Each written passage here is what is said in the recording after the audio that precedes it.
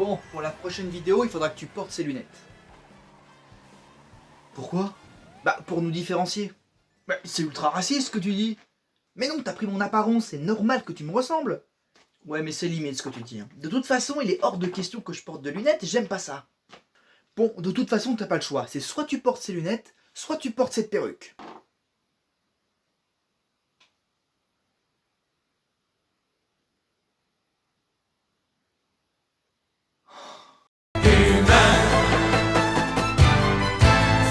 Bonjour à tous et bienvenue dans ce deuxième épisode de Pop. Et laissez-moi vous poser une question. T'es sûr que tu veux pas mettre ces lunettes? Bah non, j'aurais l'air complètement ridicule. Est-ce que vous aimez les films sur les voyages dans le temps? Oui! Oui, vous aimez ça, tout le monde aime ça, c'est vraiment super!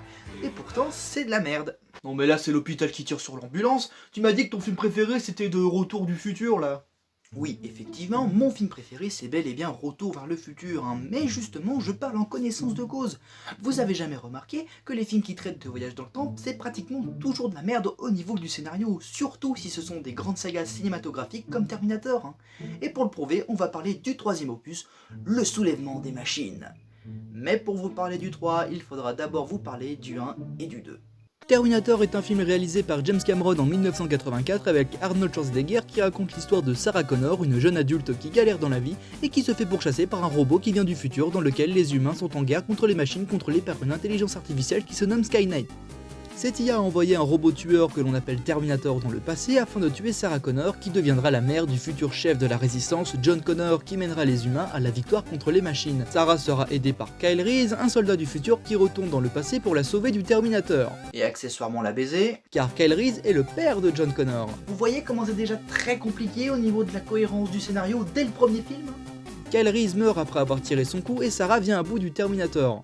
Le film aura le droit à une suite en 1991 dans lequel Skynet envoie un autre Terminator dans le passé afin de tuer directement John Connor. Bah ils ont raté le coche avec la mère, ils allaient pas non plus le rater avec le fils. La résistance humaine renverra cette fois-ci un Terminator reprogrammé pour sauver John, toujours interprété par Schwarzenegger qui joue le gentil cette fois. En plus de sauver John et sa mère, le Terminator aide la famille Connor à détruire Cyberdine, l'entreprise qui a créé Skynet. Ils y arrivent, le Terminator se sacrifie. Et ainsi le futur change, la guerre n'existera jamais car Skynet a été tué dans l'œuf.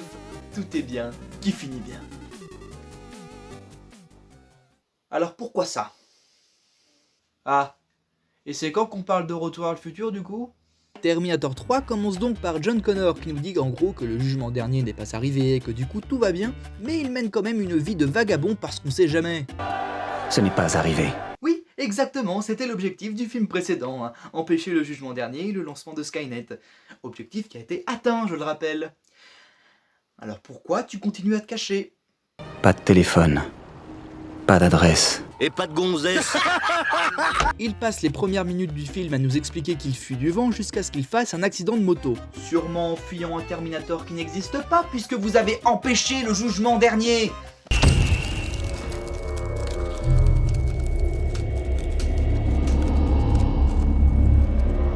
Bah tu venais pas de dire que... Ta gueule. Je vous présente le TX, le nouveau Terminator qui est en fait une Terminatrice. Vraiment? Bon, il y avait aussi une grosse surprise comme ça dans Terminator 2, mais c'était Schwarzenegger qui revenait pour jouer un gentil Terminator, ce qui était un twist intéressant puisque c'était le méchant du premier film. Mais là, c'est juste... une femme? Mais ce n'est pas du tout pareil, enfin. Vous voyez bien qu'elle possède un vagin alors que Schwarzenegger a une énorme bite. Le TX a une mission particulière, éliminer tous les futurs leaders de la résistance. Non mais attendez, là non plus, c'était pas du tout pareil. Dans le premier film, combien il y avait de personnes à sauver? Une seule. Dans le deuxième film, une seule aussi. Et là, non seulement il y en a pas une, mais il y en a surtout 22 mon gars. Et ouais, ça double voire triple la mise. Alors, heureux? Et c'est vrai qu'il y a beaucoup de monde à protéger hein, sur cette liste de 22 personnes à tuer. Et combien resteront vivants à la fin du film? Waouh! Beau palmarès! Le TX se fait arrêter par la police et pour que l'agent la laisse tranquille, elle gonfle ses seins. T'étais pas obligé de parler de ce passage. Oui, mais c'est mieux pour se rendre compte de la vraie raison de la présence d'une femme dans ce film Terminator. Lady Bar. Et nous faisons donc la connaissance de Kate Brewster, qui déteste les machines MDR clin d'œil, qui parle à son papa au téléphone. Qui est le chef d'un projet militaire sur une IA qui se nomme... Moi, je sais, moi. Oui, vous, le monsieur avec la perruque. ChatGPT. Skynet. Pendant ce temps-là, le Terminator Schwarzenegger arrive à son tour. Il se rend dans un bar, comme dans le film précédent, pour trouver des vêtements. Non conforme. Oui, vous voulez dire moins vendable surtout. Il entre dans le bar et pique les vêtements d'un stripteaseur, disons... Bon, la folle, t'attends ton tour. Wow, la folle. Là, c'est l'hôpital qui soigne de la charité, hein. Wow, fais gaffe à ce que tu dis sur YouTube quand même, hein. Oh, ça va, on fait pas encore assez de vues pour avoir des problèmes. Le Terminator prend donc les vêtements et... Là, c'est justement là, à ce moment précis, que pour moi, la saga Terminator prend fin, c'est mort, c'est terminé. Sérieusement, ce plan-là est représentatif de ce qu'est le film, de ce qu'il représente.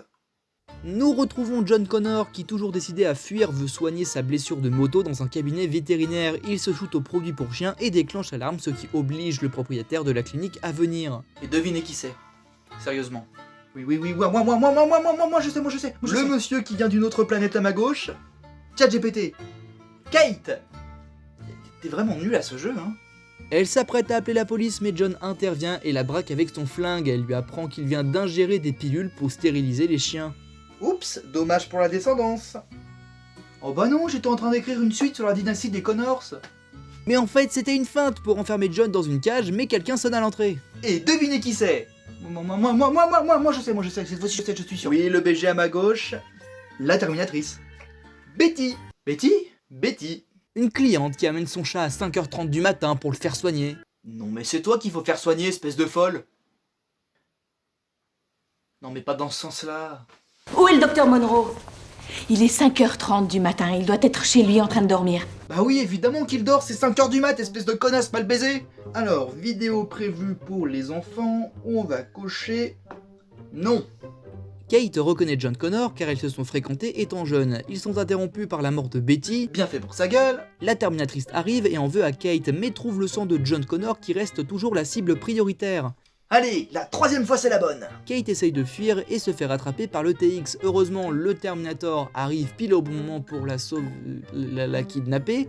Et John et le Terminator se retrouvent enfin, ce qui soulage John puisqu'il n'a pas fui toutes ces années pour rien. Il s'enfuit donc dans la camionnette pendant que le Terminator retient le TX, sauf qu'en plus d'avoir des gros seins, elle a aussi un gros canon qui fout KO Schwarzy. Elle vole donc un camion pour rattraper John, qui fait un deuxième accident avec un connard, ce qui laisse le temps au TX de les rattraper, mais ils sont sauvés encore une fois par le Terminator, qui revient encore une fois pile au bon moment pour les sauver. Nos trois personnages principaux arrivent donc à fuir et on a le droit à notre petite séquence nostalgique. Sarah Connor, hasta la vista, baby.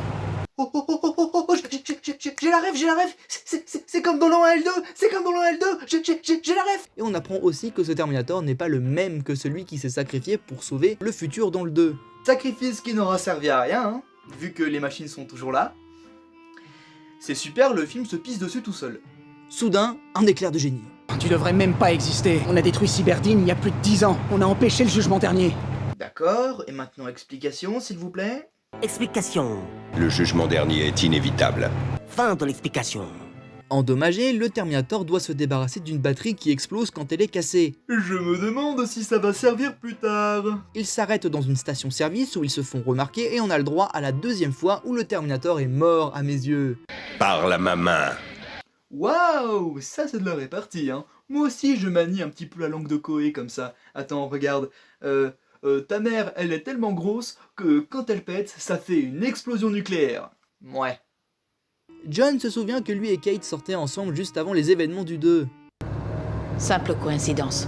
Oui, ça fait beaucoup de coïncidences, hein, depuis le début. Le Terminator les emmène dans un cimetière dans lequel se trouve la tombe de Sarah Connor, morte d'une leucémie. Oh putain, la mort nulle. Pour quelqu'un qui a subi des attaques venant du futur de robots meurtriers, enfin, vous voyez ce que je veux dire quand même. Je suis pas sûr que ça arrange ça. Dans la tombe se trouvent en réalité des armes à feu pour se défendre. Kate pique une arme et tire sur le Terminator et comprend qu'il n'est pas humain. Mais à peine le temps de se reposer que la police débarque et encercle le cimetière. Et c'est là que refait son apparition le psychologue qui, à part Schwarzenegger, est le seul personnage qui apparaît dans les 3 films. Ce que je ne comprends pas, hein, car mon intérêt pour ce personnage est proche de 0. C'est pas beaucoup. En effet. Non mais surtout, c'est quoi ce bordel quoi? Pourquoi c'est ce personnage-là qu'on fait revenir 3 fois dans la saga? Sérieusement, y a pas d'autres personnages plus importants comme, je sais pas moi, Sarah Connor par exemple? Non mais sérieusement, en plus son caméo il est vraiment nul à chier quoi, vraiment. C'est juste, il voile le Terminator et il s'enfuit. Ah bah bravo. Le Terminator apprend à John que Kate est sa future femme, mais pour le moment, elle retrouve son petit ami qui se transforme en TX.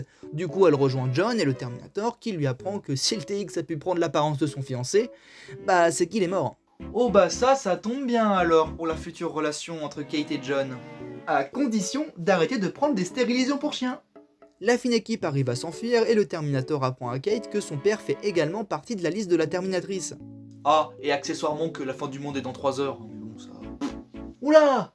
On n'est pas en avance. Non. En effet. Nos amis prennent donc la route de la base de son père pour qu'il débranche Skynet. En chemin, il apprend aux 2 humains que John est mort dans le futur. Ce qui est logique. Oui. Et que c'est Kate qui a envoyé le Terminator pour sauver tout le monde. Et comment ça... non, faut peut-être mieux que je le sache pas. Il est mort de quoi? Super, merci connasse, comme ça il va être encore plus angoissé, hein. Il était déjà pas assez paranoïaque au début du film. Pendant ce temps-là, à la base, le réseau subit l'attaque d'un virus. Le président veut que Robert, le papa de Kate, utilise Skynet pour anéantir le virus. Sauf que devinez quoi, ça marche pas. Bien joué! J'ai compris le truc maintenant. La Terminatrice arrive pour tuer Robert Brewster, mais Kate et John interviennent. Elle reviendra. Eh mais c'est la phrase célèbre que tout le monde connaît ça! La Terminatrice prend le contrôle des ED-209 de Robocop, là qui foutent le boxon dans la base. Robert, Kate et John arrivent à atteindre le bureau pour récupérer les documents afin de détruire Skynet. Et pour ce faire, il faut qu'ils se rendent à Crystal Peak, une base fortifiée non loin de là. Robert meurt et voilà nos héros partis pour la base fortifiée en question. Le Terminator fait un combat contre le TX et perd, la Terminatrice le reprogramme pour qu'il tue Kate et John, mais il va à l'encontre de son programme et décide de mettre la base virale VPS à jour. La base virale VPS a été mise à jour. Kate et John se rendent à Crystal Peak, mais la Terminatrice les rejoint avant que... Le Terminator les rejoigne à son tour. Décidément, tu es de plus en plus fort à ce jeu, toi. Oui, ou alors c'est cousu de fil blanc, comme on dit. Oui, c'est possible. Rebaston entre le Terminator et le TX, le Terminator prend sa 2e pile à hydrogène et se fait exploser en disant sa célèbre réplique « C'est la merguez ou les pois chiches ?» Tu es terminé.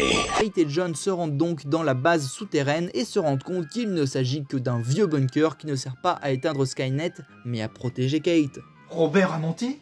Oui. Quel salaud! Pourquoi il a fait ça? Bah, c'est sa fille.